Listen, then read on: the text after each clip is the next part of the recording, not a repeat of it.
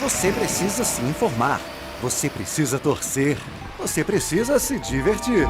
E você precisa de música. Beautiful day. Se liga na programação musical da Rede 98, que está totalmente nova para agitar o seu fim de semana. Do pop ao rock, clássicos e muito mais. Na moral. Rede 98, porque você precisa de música. Só na moral.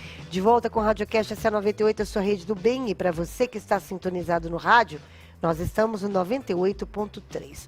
Hoje é dia de coluna De outro mundo.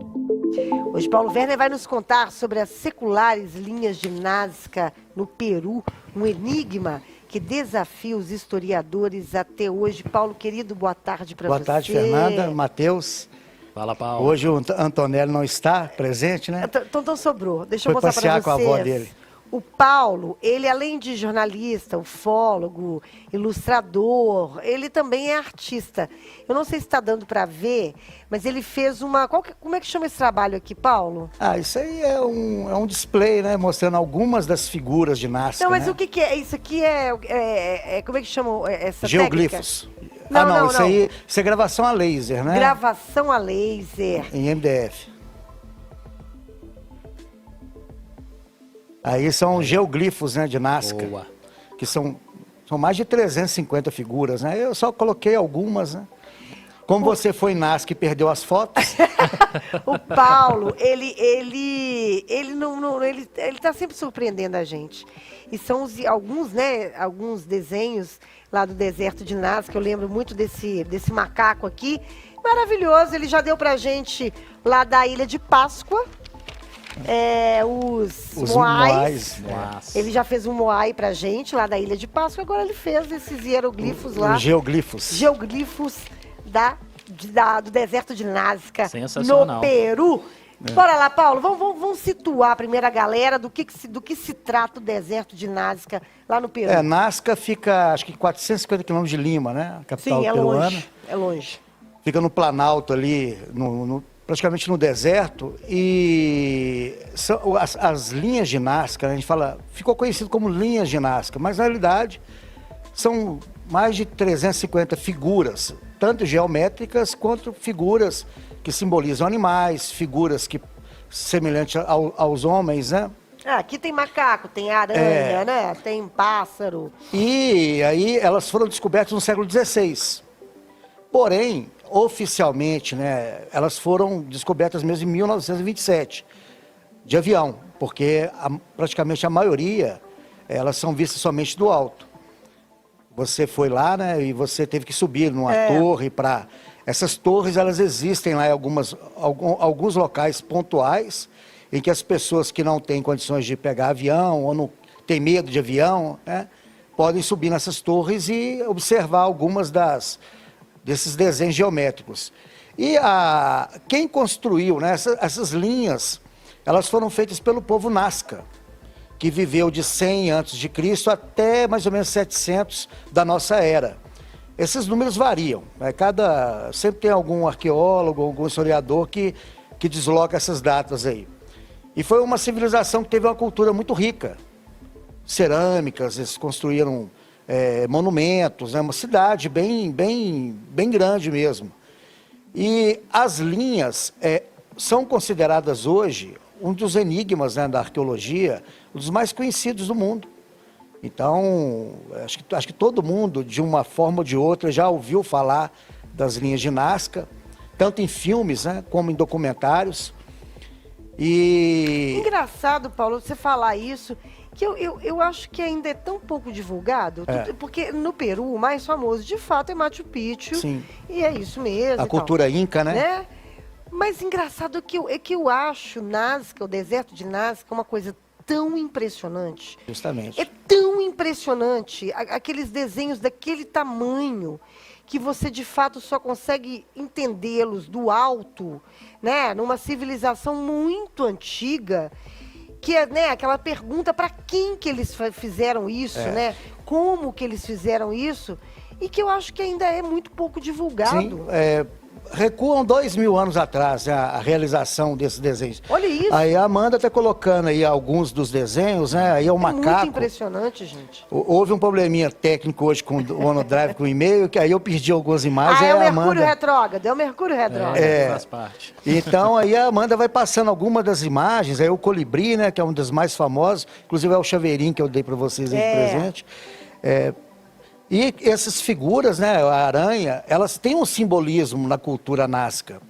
São animais que simbolizam a água, igual a aranha, ela simboliza a chuva. Então eles associam ali ao ciclo de alguns animais, porque é uma região que chove praticamente nada. Tanto é que muros lá são feitos de barro. Porque como não chove, então eles não desfazem, né? Lima também você sabe que não chove, né? Justamente, né, naquela região. Por quê? Porque os Andes ali barram, né, as nuvens que vêm ali do oceano. Então, são como diz, né, são centenas e centenas de figuras e muitas foram descobertas agora, há pouco tempo. Mais de 160 figuras foram descobertas. Uma numa montanha, né? Sim, um gato agora. Inclusive essas que ela mostrou aí agora, né? Depois, quem estiver só nos ouvindo, né? Quiser ver, basta, é muito interessante, porque aí que entra, né, Fernando? Você falou uma coisa aí, que entra as explicações. O que significam essas linhas misteriosas, né? Que vocês vão ver que não existe só ali no Peru, existe no mundo inteiro, inclusive aqui no Acre, no Brasil. Não da mesma proporção, mas talvez com o mesmo simbolismo, né?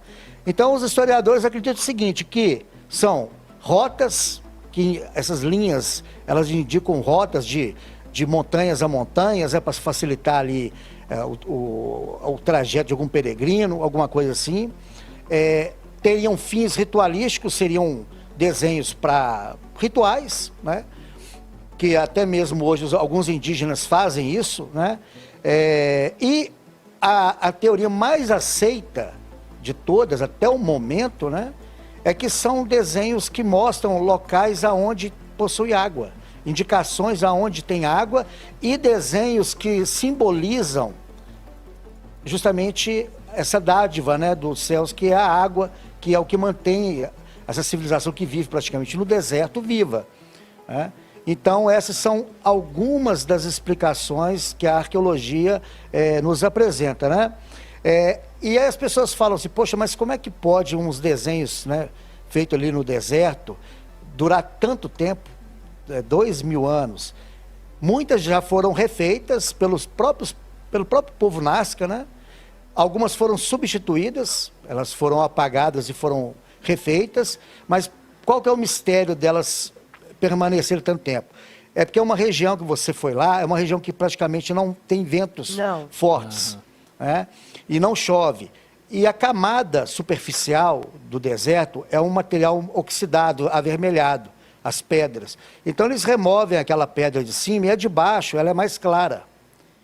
E aí o que eles fazem? Eles abrem aquele sulco na terra de 10 centímetros e colocam as pedras do lado. E essas pedras que ficam do lado, né, desses... Protege do vento e mantém essas linhas ali praticamente intactas. Tem imagens ali que tem quase 2.000 anos que elas estão perfeitas ainda, né? Algumas imagens aí são do Chile, né? Xug, um sítio arqueológico que foi descoberto agora em 2007, via o Google Maps, né? Aquele que vê do céu, do espaço. Isso foi descoberto pelo Google Maps, essas figuras lá no Chile, né? No Atacama. E são recentes, então são mais de 260 geoglifos lá no Chile, né? Mas o que é mais interessante dessas linhas de Nazca, Fernanda, é que é um mistério que na ufologia é uma das coisas que mais suscitam teorias mirabolantes, né? Como a Ilha de Páscoa. Porque tudo, imagina, são desenhos gigantescos, misteriosos, que só podem ser vistos, a grande maioria, do alto, de avião. Tanto é que a gente nem pode circular entre as... Não, é proibido. É proibido circular entre as imagens, né? Entre os desenhos. É por isso que você tem que subir ou de avião ou nessas torres, Mas né, eu me lembro que ninguém sabia ao certo, do porquê dessas imagens que são de fato impressionantes. Sim, na realidade, essas teorias arqueológicas, né, elas se baseiam no estudo da própria cultura Nazca. Isso aí. Então, eles têm esses elementos para poder fazer uma comparação. E usando talvez de comparação com outras culturas que produzem desenhos similares. Eles descobriram agora no Cazaquistão figuras 3 ou 4 vezes maiores do que tem na ilha de Nazca. Em Nazca, né? E são figuras geométricas gigantescas, com 8.000 anos. Até a NASA se interessou em estudar, porque como elas são muito antigas, provavelmente elas têm alguma representação astronômica, né? E lá em Nazca, essas teorias ufológicas, né, que falam sobre essas linhas, dizem que... Não, daqui a pouquinho. Então tá bom. Depois do intervalo você vai falar qual que é a teoria ufológica para o deserto de Nazca daqui a pouquinho, mas antes eu quero perguntar, quer decolar na sua história assim como Célio, aluno da Cruzeiro do Sul Virtual que conquistou a sonhada promoção através da graduação? Garanta sua matrícula grátis, mais cursos a partir de R$ 95,00 por mês. É hora de decolar na sua carreira com a Cruzeiro do Sul Virtual.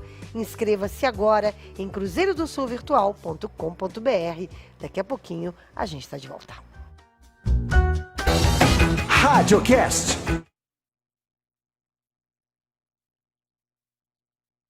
18 anos, tá? E Celabete jogou, brilhou. De volta com o RádioCast, essa 98, a sua rede do bem. E para você que está sintonizado no rádio, nós estamos no 98.3. Hoje é dia de coluna de Outro Mundo. A gente está conversando com o Paulo Werner sobre as seculares linhas de Nazca no Peru, um enigma que desafia os historiadores até hoje. Primeiro, no primeiro bloco, ele nos contou sobre a versão arqueológica, né, sobre a história do povo Nazca. Agora, a gente quer saber a versão ufológica. É aí que entra, né? Bom, eu separei aqui algumas que são as mais relevantes, principalmente do Erich von Däniken, autor do Era os Deuses Astronautas. Sim. E foi através dele que as pessoas conheceram a linha de Nazca, inclusive eu. É verdade, verdade. Eu era novo, comprei o livro dele e foi a primeira vez que eu vi ali, foto preto e branco, as linhas de Nazca. E realmente, lendo ali o livro, aqueles planaltos ali, parecem pistas mesmo de pouso, de quilômetros de extensão. Então, uma das teorias é que essas linhas de Nazca eram linhas que direcionavam as naves, né, as naves de fora da Terra, ou pistas de pouso para essas aeronaves. O que ia explicar o porquê desses quilômetros, né, de pistas em cima das montanhas, né? As outras seriam mensagens para seres extraterrestres. Por quê? Elas só são visíveis do alto. E naquela época não existia avião. Sim. Então, quem que poderia ver do verdade. alto? Somente seres... Isso segundo algumas correntes da ufologia. Só que o interessante disso é que o solo lá de Nazca, ele é muito macio. Ele não suporta o pouso de aeronaves pesadas, apenas aeronaves pequenas, né? Então, essa teoria de que seriam pistas de pouso, ela não se sustenta. Até porque se alguma coisa tivesse pousado nessas linhas, estaria marcado lá. Então, isso... E outra, né? Aquela que... Eu até publiquei isso na revista Alvin Pesquisa. Por que naves altamente avançadas que cruzam o universo iam precisar de pistas de pouso? Principalmente no meio do deserto, onde não tem nada. É verdade. Então, não faz sentido algum. Mesmo que muita gente, até hoje, tem muitos pesquisadores que ainda sustentam essa teoria, que seriam sinalizações para as aeronaves circularem na Terra. Eu fico imaginando, né? Eu mesmo publiquei isso na revista Alvin Pesquisa.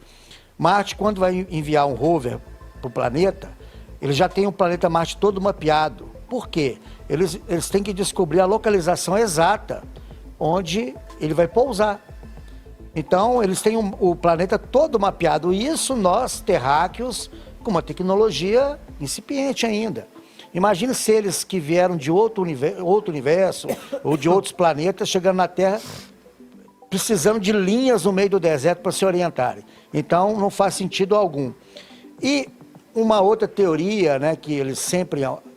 Como eles conseguiram fazer esses desenhos gigantescos, sendo povos primitivos, desenhos que têm 300 metros de comprimento.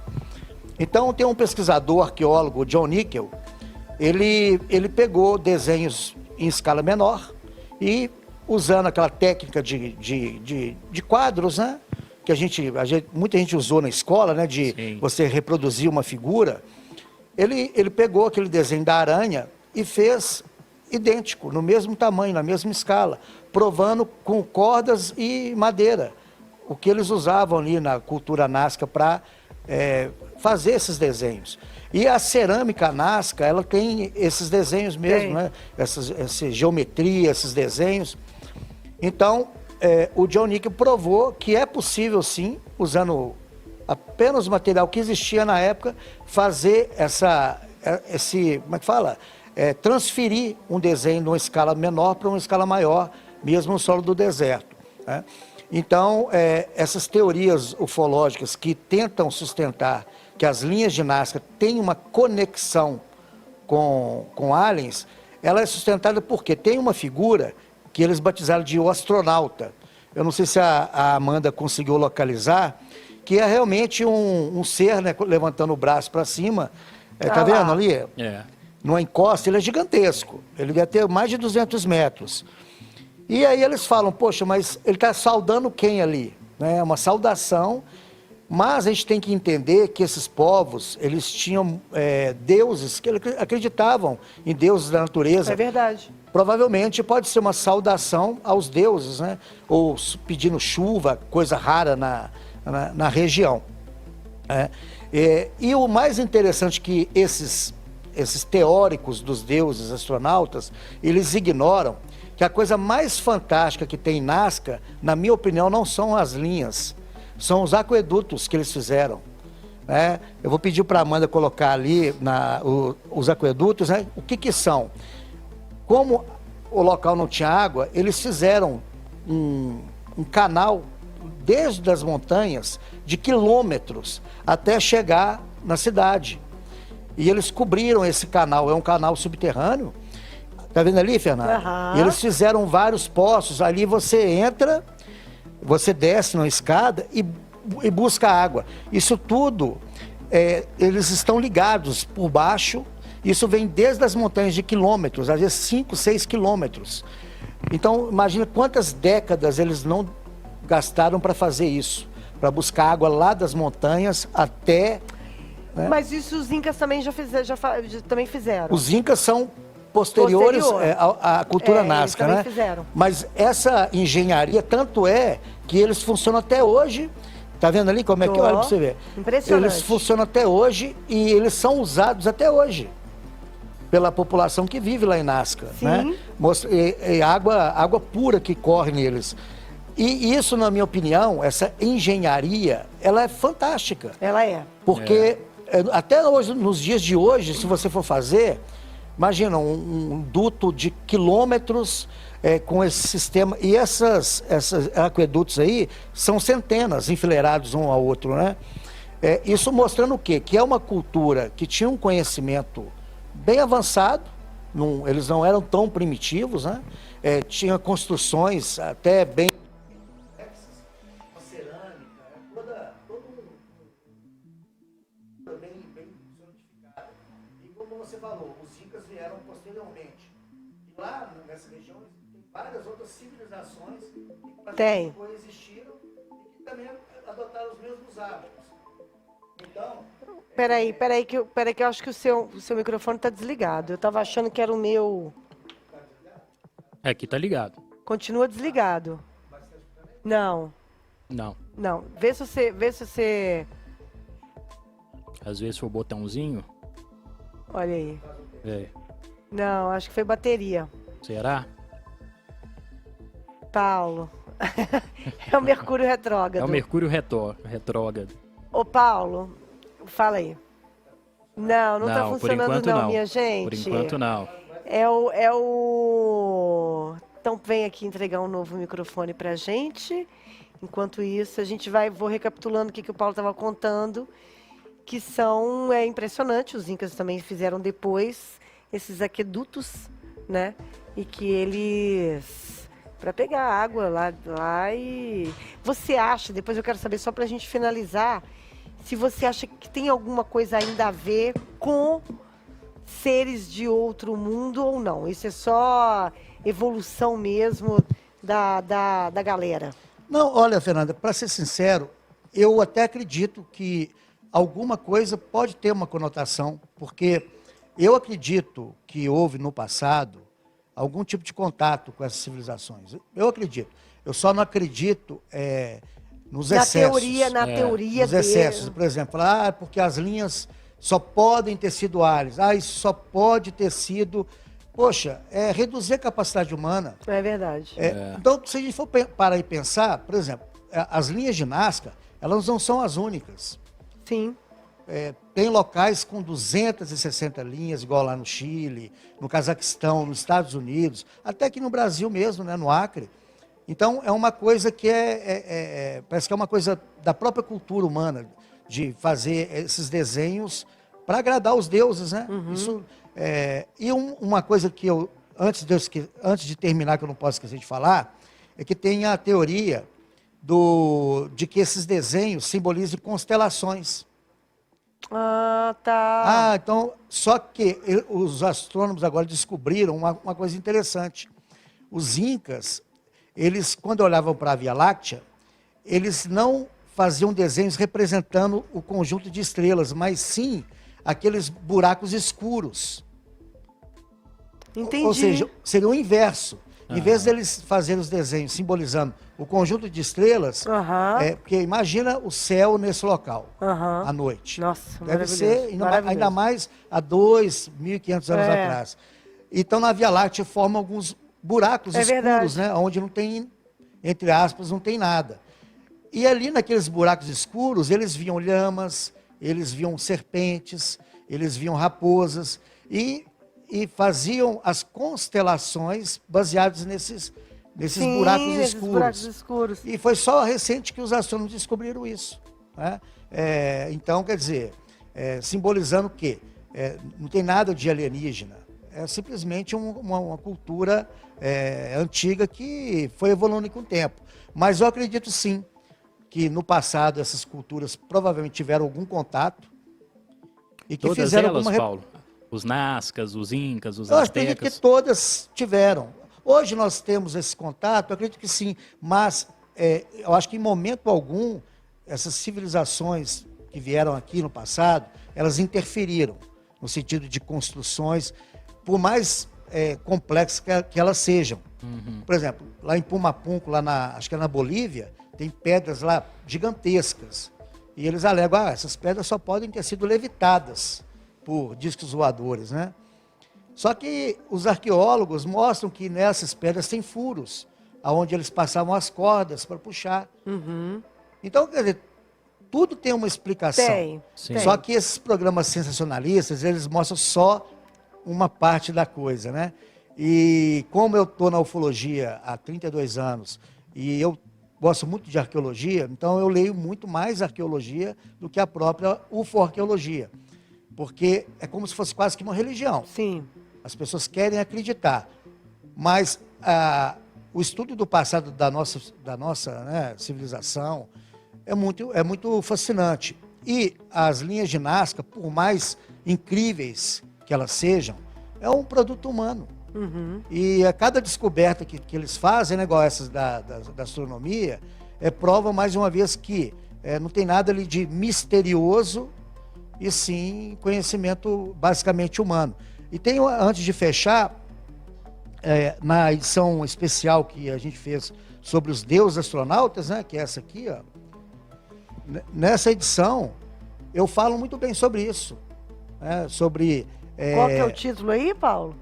Aqui é Anunnakis, né? Que Deus astronautas. Tá. Os Anunnakis é um tema que mais para frente eu vou falar aqui no programa. Que segundo eles criaram a raça humana. São seres que vieram aqui na Terra e criaram a raça humana. Então, né, nessa edição eu falo muito bem sobre linhas de Nazca, sobre tudo isso. Né? E não poderia falar da edição nova da OVNI Pesquisa, né? Que ainda quem quiser pedir, é só entrar lá no site ovnipesquisa.com.br. E eu peço desculpas que teve esse erro aí tá tudo com as certo. imagens, que tinha mais algumas imagens que eu queria mostrar, mas eu acho que deu para passar o recado. Claro que deu, claro que deu. Um beijo, meu querido, bom Natal para você, para sua família, e até semana que vem. Até semana que Valeu, vem. Paulo. Matheus, um Feliz Natal para todos os Pra ouvintes você da também. 98. Beijo, Paulo, valeu, E que obrigada. fica me aturando em toda terça-feira. Aturando. Até parece, a gente adora te aturar. Demais. Beijo. Valeu, Abraço. Paulo. Gente, Matheus, vamos dar um recado muito importante Bora. aqui da Secom. É hora de dar boas-vindas ao verão e dar tchau à dengue. Pois é, viu, Fernanda? O Aedes aegypti, mosquito que transmite a doença, foi identificado em 98% dos municípios de Minas Gerais. É por isso que a gente tem que fazer a nossa parte para acabar para sempre com o mosquito. Então não deixe água parada. As garrafas e os baldes devem ficar sempre de cabeça para baixo. Até aqueles pratinhos que a gente coloca embaixo dos vasos de planta, sabe? O ideal é tirá-los. Não vamos deixar o mosquito se reproduzir. Tampe as caixas d'água e mantenha o quintal e a área sem lixo. E vamos combinar, né? Isso é questão de higiene. Quer saber mais? Acesse saude.mg.gov.br/aedes e faça a sua parte. Juntos, vamos vencer a dengue, a zika e a chikungunya. Minas Gerais, governo diferente, estado eficiente. Daqui a pouquinho, a gente está de volta falando sobre bairros BH, que mistura corrida com levantamentos históricos sobre o nosso bairro, os nossos bairros. Daqui a pouquinho a gente está de volta. Radiocast. Alto Papo com Boris Feldman. Oferecimento alto.